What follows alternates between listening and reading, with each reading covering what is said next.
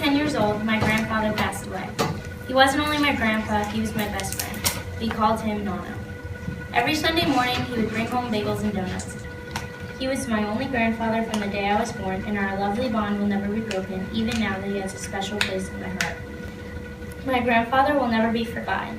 People say it gets easier as time goes on, but to be truthful, it doesn't. I try to think about the happy memories, but some just make me think, why did cancer choose him? I believe in procrastination. All my life, I have never been the person to be early with anything. Whether it's arriving on time to a party, turning something in, or getting ready, I have always been late or barely on time. And then it was the night before the project was due. I started filling out the templates at about 8:45 after I ate dinner and got ready for the night. Let's just start off by saying I was up until about 1:15 in the morning. Now I can tell you a lot more stories of how I procrastinated, but there's not enough room in this book.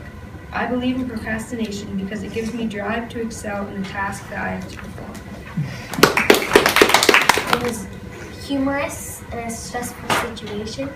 Like, you're up until like 1:15 in the morning, but you're like giving funny details of what was going on throughout the night, which I thought gave another element to the story. I believe that sports can change lives like it did to mine. I admire Ron's game. He plays like he wants to play, and no matter how bad I beat him, he always wants to play again. This is unlike some of my other friends. You need to put your best effort in sports to get better. When you do this, you feel better about yourself. This can lead to confidence in your life out of sports. Whenever I'm down, I think about beating Ron in basketball. It feels good. Thank you. He drove home in silence as the car's quiet as night. I believe in Cracker Barrel. I believe in saying goodbye to things, whether it's the way you see those things or even if you get to feel those things. The three things I know I lost that day was the way I viewed Cracker Barrel, the way I viewed Scott McCall's face, and the touch of my gun.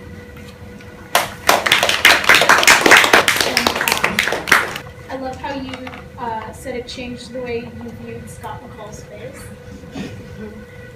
Even though it may seem kind of like silly and funny, I think it's kind of really important how things that you may view as something really joyful or interesting or shocking that now just become really sad because they're intertwined with memories that just aren't that happy at all.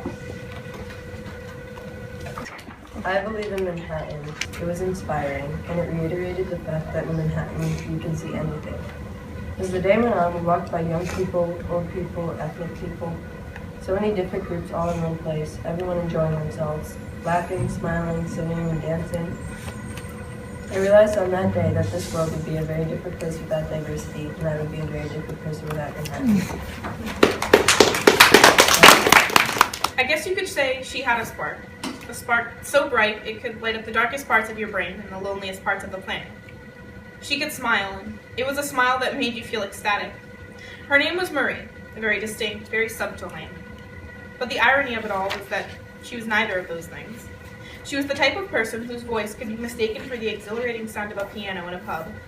A woman whose laugh could bring a smile to your face and make every worry fade in your head, but I have not heard that sound in many years. She was a wheel. She kept everything going. Someday I will be a wheel, spinning and spinning and spinning until I finally come to a halt.